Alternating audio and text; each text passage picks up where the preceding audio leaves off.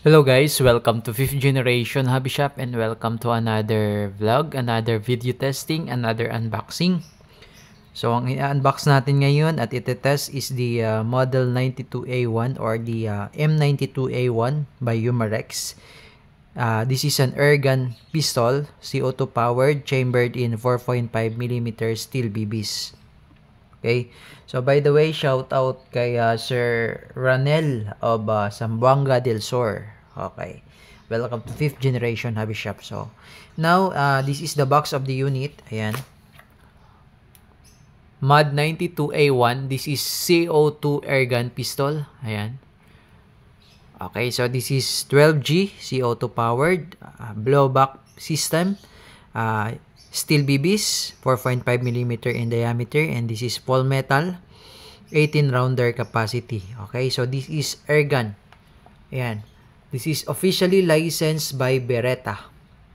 Okay, this is Umarex brand. Ayan. Beretta Mod M92A1 or the M92A1. So, proceed tayo sa specs. So, ang specs na to ay, yan po. Caliber 4.5mm or 177. Okay, so yung ammo niya ay steel BBs. Okay, steel BBs. So, ito po yung steel BBs na 4.5mm in diameter. This is silver coated. Ayan.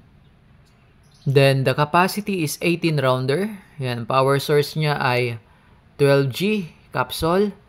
Ang velocity niya is up to 95 meter per second. Yung sight niya, yung sight niya sa front tsaka sa rear ay naka-fix. The trigger is double action. Yan, meron din siyang manual indicator. Then, ang barrel niya is smooth bore. Yung haba ng kanyang barrel ay 124mm. Yan, delikado siya up to 300 within 366 meters. Yun, ang bigat niya naman ay nasa 1,061 grams. Tapos yung overall na haba ng barrel ay nasa 215 millimeters. Okay, so yan po yung description ng unit. Buksan na natin. Ayan, it also comes with the safety instruction and maintenance manual ng Umarex. So this is Germany brand. Made in Germany.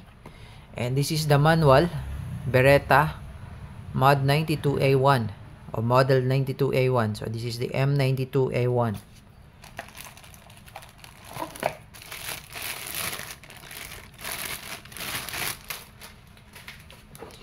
And this is the unit. So this is full metal. Okay, full metal. Ayan. Metal slide, metal frame, metal yung grip. Okay, so 18 rounder capacity magazine na meron siyang decocker. Ayan yung mga markings sa slide.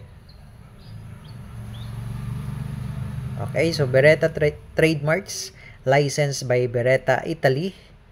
Ayan, made for Umarex Germany. So this is Germany brand, M92A1. Sight. Ito yung kanyang manual safety, mayroon decocker. So, ayan, nilagyan ko na po siya ng CO2. Ang CO2 niya nasa loob. Ayan. Pag tinanggal niyo po itong lock na to, nandun po yung CO2 makikita nyo. Okay? And then, yan. So, as you can see, yung kanyang barrel hindi na maalog. Naka-fix barrel na siya. Ayan, hindi na siya maalog. Then, pwede nyo siyang lagyan ng accessories katulad ng flashlight. Flashlight or laser light. Ayan, pwede. And then,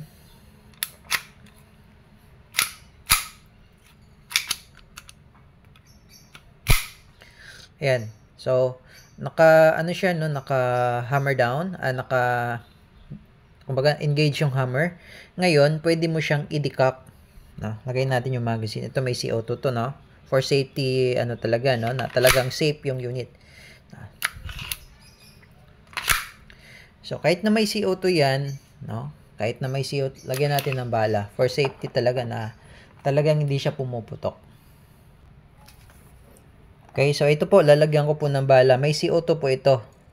Sa paglalagay pala ng bala, sir, Isagad mo lang siya dito sa dulo, yung spring. Tapos may butas yan dito na part. Diyan mo siya ipapasok. Ay, sorry. Nabitawan ko yung spring. So, kailangan na pigilan nyo talaga yung spring kasi pag nabitawan nyo yung spring, tatalsik talaga yung bala. Yan. Pwede nyo siyang ilock. Yan. Pwede nyo siyang ilock dyan sa part na yan. Then, tsaka nyo siya ilalagay. Para hindi nyo mabibitawan. And then, take note, pag i-release nyo yung spring, takpan nyo dito, tapos alalayan nyo yung spring, dahan-dahan lang. Yan, kailangan alalay lang. Ayan. Yan, may lumabas isa. So, kailangan dahan-dahan lang yung pag-release ng spring. Kasi pag medyo pitik siya, lalabas yung isa. Ayan, ayan. Ipupush niya kasi. Okay, so ayan, may bala po, Pakita ko lang sa inyo yung kagandahan ng kanyang safety na parang sa totoo talaga na meron siyang decacker. Okay? So, ayan. Pasok ko siya. May bala po ito, So, kasi loaded. Ngayon, isi-save ko po, Ayan. I-decack ko po siya, Ayan. So, hindi siya pumutok. Safe po yan. Ayan. Yun ang kagandahan niya. Ngayon, pag naka-down naman yung safety, hindi mo rin siya makakasa.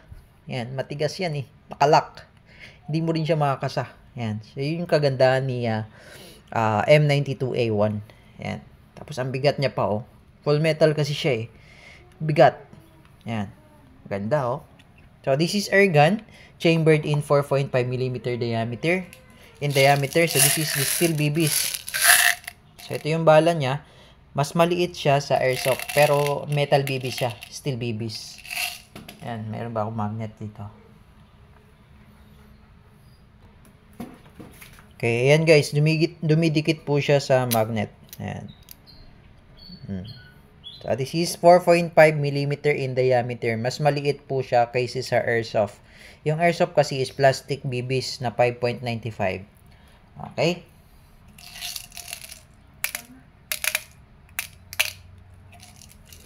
Release ko lang yung magazine. So, may laman to sa chamber. Isa. So, sa paglalagay naman, sir, ng CO2, eto, kasi nilagyan ko na po siya ng CO2, Ayan. Luwagad mo lang to. Pasok yung CO2. So, ang CO2 niya ay 12G. Ayan. 12G. Pasok mo CO2. Then, meron siyang kasamang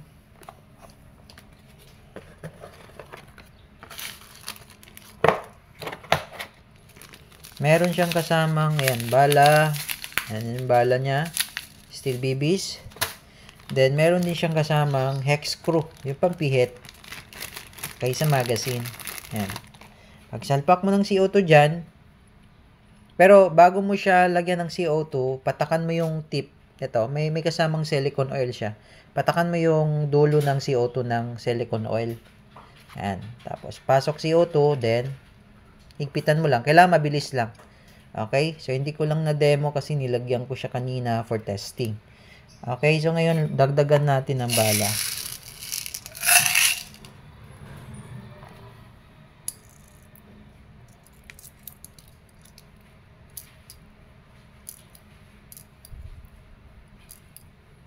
Okay na siguro yan.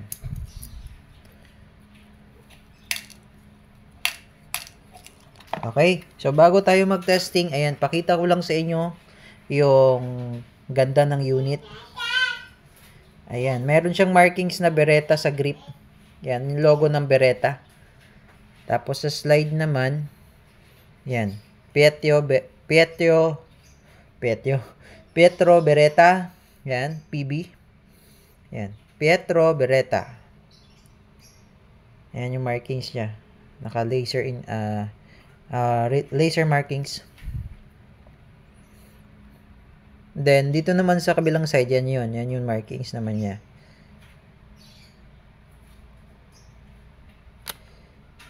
Ayan. Oh. Yung barrel naman niya, ayan. No? Ganda. Full metal. Okay? So, sa mga interested po sa unit na to, ilalagay ko po yung yung details sa description, PM na lang po. Okay, so loaded na siya, may CO2, may bala na rin. Ngayon, dahil meron siyang laman sa chamber, hindi siya makakasa kasi nakasafe. May laman yang isa, ayun oh. Yan, may laman siyang isa sa chamber. So, always nyo check, pag may lamang isa sa chamber, ang gawin nyo, release nyo muna yung magazine, no? Yan, wala naman siya magazine, so hindi siya paputok. Release nyo muna yung magazine, tapos, check nyo chamber, pag may laman, ang gawin nyo, ikasan nyo muna, then, tsaka nyo siya papasok. Kasi pag pinasok nyo, tapos may laman chamber, tapos kinasan nyo, mahuhulog po yung isa. Yan, kasi may laman yung chamber. Okay, so testing. Lagay natin sa safe muna. Yan, dikak.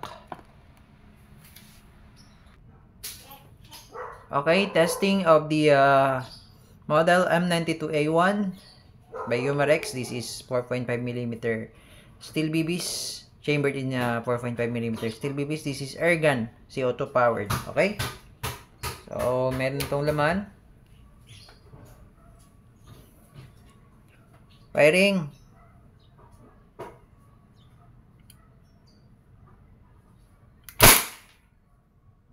Oh, the please lang.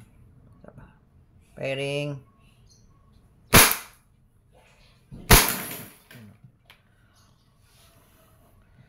Okay, ubusin natin bala hanggang sa mag-open chamber, open slide. Headshot.